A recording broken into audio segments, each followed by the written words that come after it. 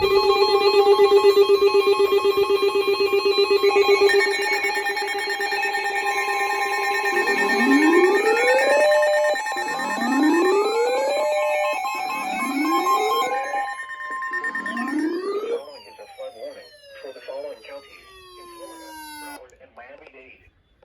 National Weather Service in Miami has issued a flood warning for northern Miami-Dade County in southeastern Florida, south central Broward County in southeastern Florida, until midnight. At 9:01 p.m., Doppler radar has indicated that the thunderstorms have ended over the area of the flash flood warnings. However, rainfall amounts of 4 to 7 inches have fallen over the warning area during the last 3 hours, and reports are still coming in of flooding on streets across the area.